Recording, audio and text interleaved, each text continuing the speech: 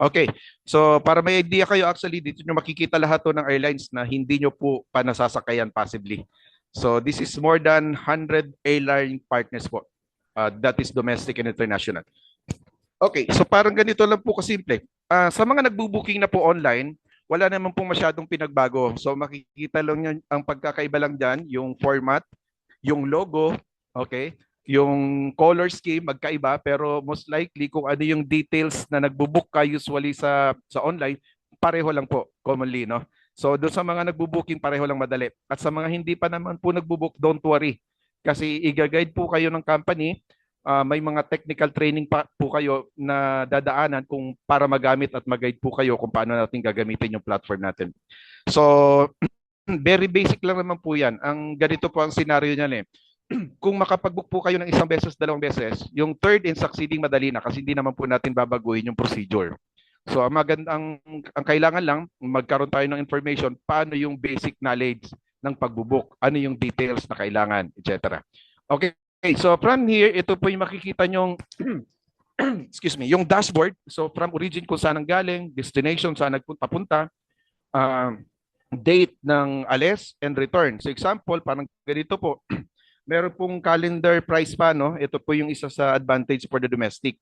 Kasi pag nag-search ka ng domestic, merong lalabas po na the whole month kung ano yung pinakamurang price. So kung hindi ka naman nagmamadali, makikita nyo po yung murang araw nung alis po natin.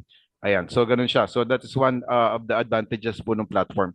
So since na yung sinabi po nating GDS or Global Distribution System, hindi nyo na kailangang isa-isahin kasi lahat po ng kung saan kayo nagpapunta, kung Davao, Cebu yan, lahat ng airlines going to that place, makikita nyo na po. So from domestic to international. So ganyan po siya.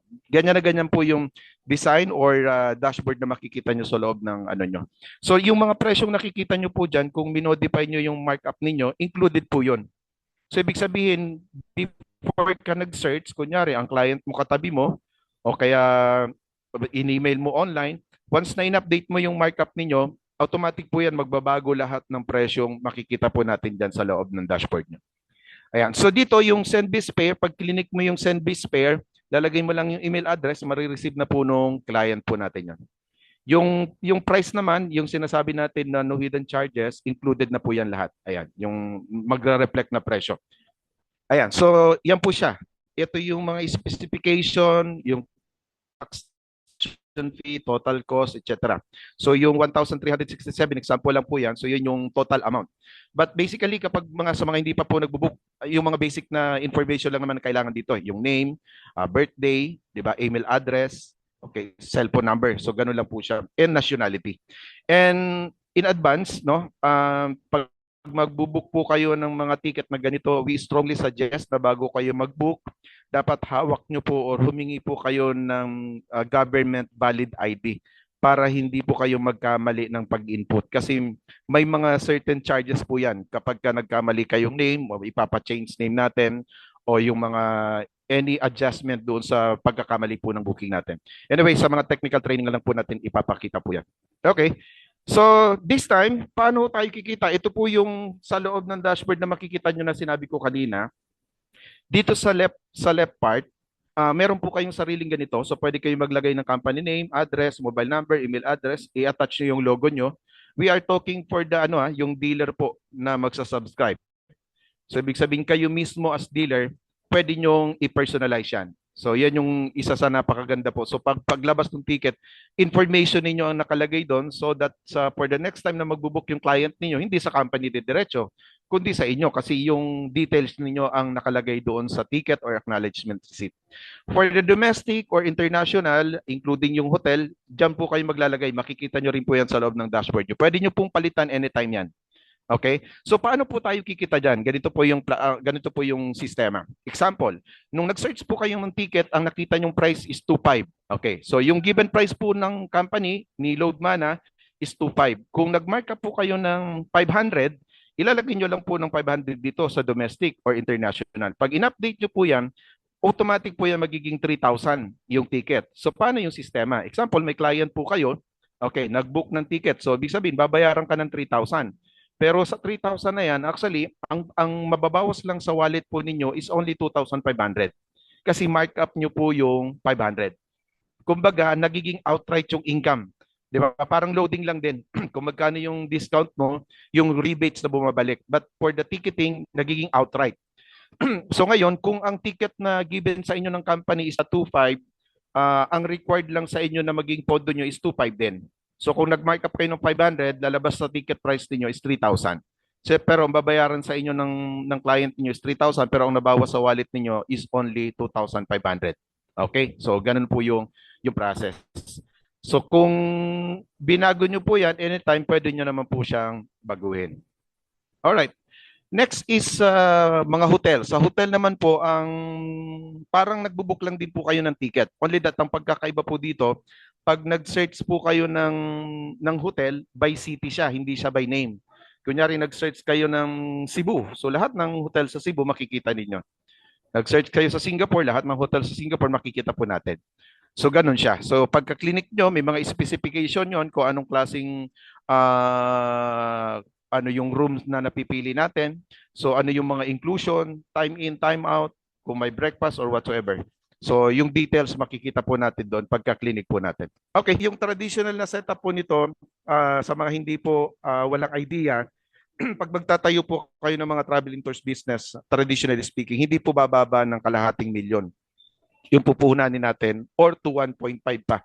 Depende kung kanino ka kukuha at gaano kalaki yung office na itatayo mo at saka yung mga requirements na kailangan mong gawin o kailangan mong i-comply kapag magre-register ka. No, so that's one. So actually marami pong mga makikita kayo na mga nagpo-post ng ganitong klase negosyo. Meron pong isang company, actually pwede ka magbayad sa platform nila ng ticket, na binook mo ng ticket online. Pero wala po silang online booking.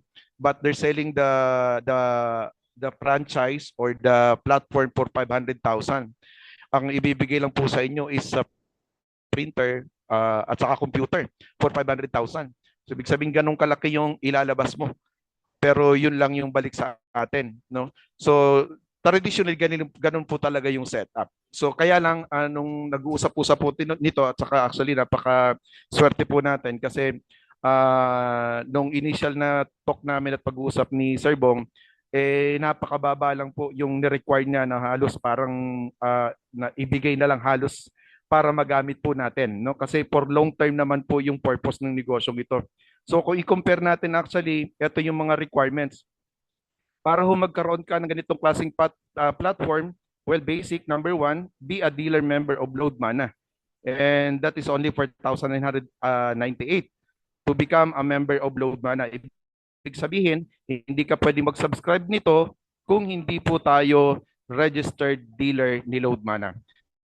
And number two, compare with other platform, they're selling yung mga ganitong klaseng negosyo ng 500,000, 1 million, 1.5, meron pang mga renewal in renewal yearly.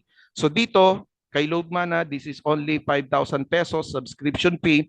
But ang good news po, yung 3,000 doon is initial services fund na po ng subscriber. So that's number two. So ulitin po natin, number one, you need to become a member of Loadmana. Okay? And number two, magsa-subscribe po tayo or para for activation fee na 5,000. Pero ang good news, instead na 5,000 yung bayaran yung buo, meron na pong kasamang 3,000 services fund that can be used for online booking and hotel booking. So sobra pong ganda na po noong offer ng company. But I understand based on our conversation with Sir Bong, this is just a promo. So pwede nating i-take advantage kasi maybe 3 months, 6 months from now, magiging iba po yung magiging price selling price ng platform natin. Which is kung i-compare po natin kasi sa current market, sobrang layo po ng difference para magkaroon ka ng ganitong klaseng kagandang platform. Okay? So that's it. So yun po yung ating initial presentation, but for you to see the actual, i-open ko po yung loob ng dashboard natin, no, para makita ho natin kung paano yung process. Ganito po yung magiging itsura ng dashboard ninyo once na nag-subscribe po kayo at nagpa-activate. So kita nyo po yung ticketing, Under ticketing, nandiyan po yung air at saka yung hotel. Yung master funds, yung sa loob ng pondo ninyo, kung paano nyo sisimulan. But before bago pa natin makalimutan, no? So, parang kumbaga po yung platform na to actually, parang prepaid. Kaya lang nga ang advantage, katulad ng naging desisyon ni Sir Bong na pag doon sa 5,000, meron ng 3,000 kasi dapat mo talagang ponduhan. So ibig sabihin kung yung itatransact mo is initially more than 3,000, so kailangan nyo na lang pong dagdagan yon. Pero kung papasok naman doon sa initial fund, so right after immediately upon activation, pwede nyo na pong gamitin yung inyong pondo. Now, question, once na naubos yun, paano po yung process? Yun po yung aantayin natin na notice or memo ng company, yung mga cut-off, kung anong oras at anong araw po yung processing ng pag-a-add fund. Ibig sabihin kung naubos na yan, kung paano natin pupondohan, yun po yung to follow or announcement maybe later on or kung ano po yung decision ni Sir Bong kung paano po natin ipapand yung ating account. So let's go to our online and real-time access. So let's say, magbubook po tayo ng ticket. So yun po yung makikita natin. So dito sa history report,